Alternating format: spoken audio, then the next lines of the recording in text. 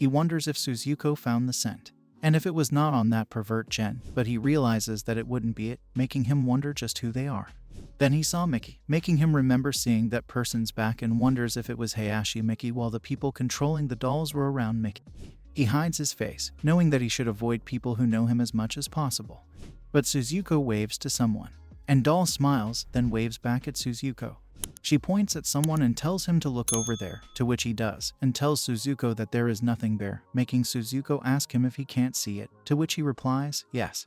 On the other hand, Doll says that he found him while he was telling Suzuko that they should go, to which Suzuko replies, okay.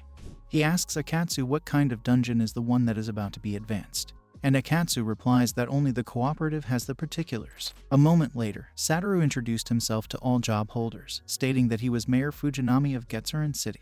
He tells them that, as they all know, an incomplete level C dungeon will shortly arrive in Getsuren City, which is a great threat to their fair city.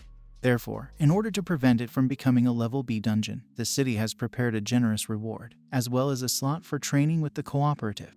Akatsu is shocked to hear that it was a level C dungeon, while Satoru tells everyone that the dungeon is blue, exploration type, so withdrawal is possible at any time. He thinks it's a piece of cake because it's a free exploration type dungeon and tells Akatsu that it's only level C. Satoru asks them if they will become true players or leave themselves at the dungeon's mercy.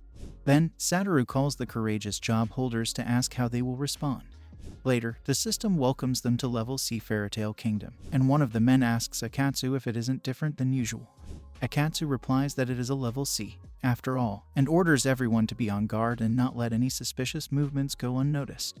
He decides to imbue his eyes with spiritual power and begins his survey as well. He notices that the area they are in is quite safe, but Suzuko's reaction indicates danger, and Suzuko has been acting unusually since they got there. Suddenly, a flame arrow flies toward them and hits one of the men. Then, another man is hit again, making the others ask if they are under attack. Akatsu orders his men to enter combat mode and tells them that he'll create a chance for a counterattack. Suddenly, a flaming arrow flew toward Akatsu, making Akatsu's glasses shatter into pieces. Fortunately, a power hit the flame arrow in time, and Akatsu fell to the ground, thanking Leo for saving him. Leo advised Akatsu to be careful because normal methods wouldn't work there, and it appeared to be at least a level D monster. This was just as he expected it could be a problem. The hunter then emerged in front of them, and they saw a homecoming hunter, level D, glaring at them while holding a gun. He thinks it was a really troublesome situation. The hunter informed them that lively prey was his favorite and started shooting continuously, shouting that it was time to hunt. Bullets flew toward them, making him curse and tell himself that he couldn't depend on Suzuko. However, Suzuko asked him if she could eat the bullets, and he told her to go ahead, wondering if Suzuko had regained her senses. Suzuko immediately ran forward to intercept the bullets and stop them with her power, playfully shouting as she did so, which shocked the hunter. Then Suzuko threw the bullets back at the hunter, causing them to hit him and create a loud explosion. The people cheered for him, telling him that it was incredible. He reflected the hunter's attacks right back at him. However, he noticed something, and the people looked up in confusion. They all saw Suzuko eating the hunter, making him say that they would go with him. Akatsu told him that they couldn't even measure up and he should feel free to do as he pleases with the monster's remains. He also thought that Leo could make monsters vanish, too, not just items. Then Akatsu asked him what they should do moving forward and if they should continue exploring the forest, to which he replied that they should see. He thought that even continuing to explore was a risk because Suzuko's condition was unstable. He guessed that Suzuko must have remembered something and noticed that just now, unusually, she used spiritual power. So he told them that for now, they should try to rendezvous with other teams, and there should be someone who knows the route. Akatsu replied that they would do whatever they said while thinking that, as his boss said, they had to take great care around Leo and use that opportunity to build a relationship with him. He remembered his boss telling him to make sure to keep an eye on Leo. He tried to reason with his boss, but the man told him that Leo was in a complementary line of work, and it was only temporary because Leo knew his secret. Akatsu asked the man if he should be planning to kill Leo, but the man asked Akatsu back if he was capable of it. Akatsu told the man that he was joking and he wouldn't stand a chance against Leo. The man told Akatsu that Leo knew too much, and there was definitely someone backing him, so his job was to find out who, to which Akatsu replied, okay. The man told Akatsu that he'd do well to take care, and if he was of no use to him, he'd be disposed of. Meanwhile, in the dungeon fissure, one of the people there shouted that the fissure was active. The secretary told Satoru that there was new activity at the fissure, and at that rate, it would be dangerous. Satoru told her to calm down and give him a report on the dungeon clearing situation. She reported to Satoru that currently, 6 teams and 10 people were working toward clearing, and there had been some fatalities, but none were wiped out. Also, the situation was still under control. Suddenly, Miki called Satoru and Jenna, the secretary, in a hurry, making Satoru ask her why she was there. She told Satoru to let her go into the dungeon, too. But Satoru told her that she was a valuable combat asset, so she should remain on standby there and ask her if there was some reason she wanted to go inside. She tried to answer Satoru's question while thinking that Leo was probably inside, and there might be an incident this time, too, but she couldn't say it and decided to use the story about Luca. Then she told Satoru that the fissure, this time, was just like the Black Forest, and an outsider might be pretending to be a player. Also, it was possible the boss could undergo a change, and the dungeon could appear sooner than expected. Satoru agreed and told her that he would prepare a team for her, making her thank Satoru. Meanwhile, inside the dungeon, Jen asked Rua if she had figured anything out because his back was at its limit while the other ladies were laughing. Rua angrily asked him if he wasn't the one who requested that position and told him to be silent. Jen asked her if he did it, but Rua just used her detection skill and tried to find where he was. She tried to locate him inside the forest and saw a lot of homecoming hunters surrounding a group, so she used her spiritual attack, calling them pests. And the homecoming hunters were attacked and shouting in pain. Then, a loud explosion could be heard nearby, and the down hunters asked what in the world it was. One of the ladies asked Rua if she was alright and if she found anything, but she just told them to let her rest for a moment, knowing that she had used too much power all at once. Even so, that place had a different feel to it than usual, making her wonder if she was in too much of a rush. She grabbed the teddy bear, wanting to hurry and see her sister. Then she remembered Suzuko giving her the blue teddy bear and telling her that her daddy taught her how to make them, making her wonder where Suzuko was and if she was doing well. Then she imagined Suzuko in the hand of the man next to the lady, and the man teasingly asked her if she was looking for those two and told her that he found them first, so they belonged to him, making her fume in anger and pull out her sword because it pissed her off. Then she started to walk, telling them that they should move out because she was at full power now. Jen replied that it was good for her while wondering which of them was the leader. On the other hand, Doll entered the dungeon and got down on the ground, breaking it in the process. She looked at her hand while saying that she was back and the cost was quite high. Then she saw that her clothes were a mess and wondered if her new friends had perhaps all been wiped out. Then she released her power and sweetly called to everyone while spreading her power toward them. The dead men slowly woke up, and she asked them if they were not yet dead. Then she ordered them to get up because they should all go find their friends. But then she noticed something and saw an explosion nearby, making her say that it was a good coincidence. On the other hand, the man shouted that their enemy was strong.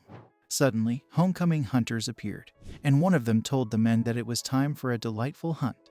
Then the hunter captain, who is level C, called them his little lambs and asked them who should be next. The hunter captain then attacked one of the men while telling the man that it should be him. The man shattered, and the captain hunter excitedly shouted that there were pieces everywhere. Then, the hunter captain asked the remaining men who his next prey was, making the men slowly step back in fear. He told himself to calm down and that it was fine because compared to Suzuko's overwhelming presence, it was nothing. He begged Suzuko in his head to wake up soon while Suzuko was sleeping on his shoulder. The hunter captain told them that they couldn't wait any longer and that they were all quite unfortunate. Suddenly, a loud explosion occurred behind the hunter captain, making everyone panic and ask what was going on. A conjoined stillborn ghost, level C, appeared while the hunter captain told them that they had reached the end of their patience, and they were all now going to be their dinner. Su, with his men, gathered around in shock while looking at it. Su asked him what they should do, and he told Su that conjoined didn't seem very intelligent, so they should keep targeting the hunter captain. The hunter captain told conjoined that it could eat as much as it liked and ordered it to go. Then it showed its huge mouth and began to suck them in. He realized that it was going to suck them in, so he shouted to Su to aim for its mouth. Su asked him if he meant spiritual power and told him that he couldn't use it. This surprised him and made him realize that there was no way around it. So, he needed to use his trump card. After he cast the bow from conversion, he aimed it at conjoined while telling it in his mind to eat it. Then he released his arrow, which caused a loud explosion, and conjoined shrieked in pain. He slowly fell, realizing that the wind pressure was gone. Fortunately, someone caught him in time, and Doll greeted him and called him the Great One. She also told him that they met again and asked him if he perhaps interfered with their hunt, making him wonder who she was. Doll put him down while Captain Hunter asked him how dare he do that to the little one, making him cuss in frustration because it was still alive. Then the hunter ran toward him while calling him an interloper and telling him that he was dead meat. But Doll called him the Great One and asked if she should eliminate those unsightly fellows. She told him that if he said the word, she would do anything. He fearfully wondered what was with that woman, what she meant by Great One, and if she was talking about Suzuko. But he decided to make use of Doll so they could beat the hunters. Then he asked Doll if she would like to deal with them, to which Doll replied yes with pleasure.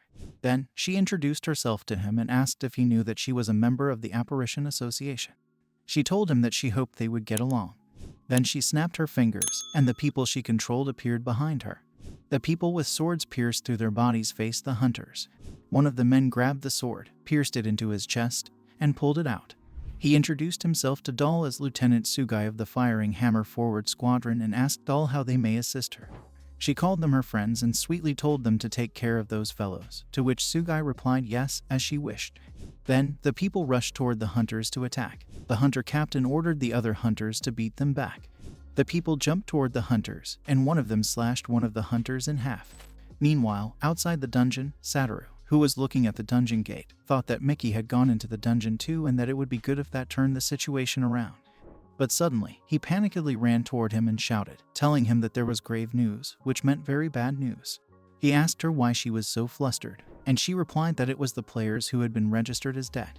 But all of them were revived simultaneously, making him surprised. He asked Jenna in disbelief, they what? Meanwhile, inside the dungeon, Sugai grabbed the defeated hunter and called it his friend, while the other men told the hunters that they were all friends. Seconds later, the defeated hunters were possessed by Doll's power, too, and they told them that they were all friends. Doll was excited that she had new friends and welcomed them.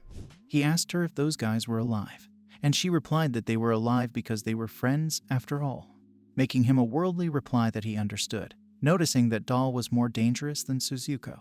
Akatsu told his men to leave it to him and told him that he couldn't believe he could manipulate corpses. This made him ask Akatsu what he was talking about, and when he was about to say that he was not doing it, he realized something and wondered if Akatsu and the others couldn't see Doll. Doll called him and asked him if she could help him with anything else, but he just asked her back why he was the only one who could see her and what she did do to his guys. She replied that she hadn't done anything and asked him if he would like everyone to see her and if she should make them all her friends. He straightaway replied that he'd pass, making Doll giggle. He didn't know what Doll was after, and he didn't know why she'd go to the trouble of making friends with him, so he asked her if there was something she wanted. She replied that she already had what she wanted, and then she grabbed his shoulder and whispered in his ear that it was his friendship. Then she sweetly told him that it was the most important thing, to which he fearfully replied that he understood, and it made him happy, making him wonder if she meant, in other words, that he was a puppet. He decided that he'd have Suzuko take care of Doll.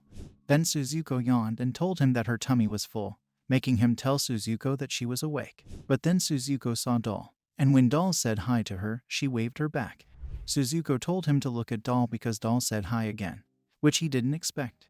He asked Suzuko if Doll was someone she knew, but Suzuko replied that she didn't know her. He wondered if Doll was the one Suzuko saw back in the plaza and if that's what Suzuko meant by again.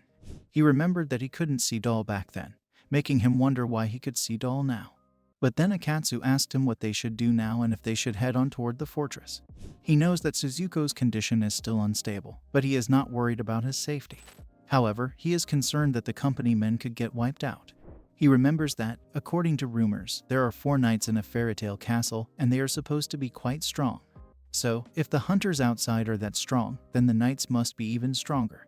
In that case, he decides that he'll make use of Doll to clear the castle, and they'll take care of Doll later. Then he asks Doll if she would lead them to the castle, and she replies that she would with pleasure. She tells him that everyone would help too, to which he agrees and tells her that they should go. Meanwhile, in the castle, gold is piled up on the table, and different animals are playing at the Fairytale Castle Casino. A wolf tells everyone to look at the ball because there are new faces. Red Riding Hood, level C, tells Wolfman, level C, that the suckers they love so much have arrived. Then she shows a crystal ball to everyone and tells them that Sucker No. 1, the blonde guy, has already entered the castle. Suckers number 2's team and number 3 have gone missing.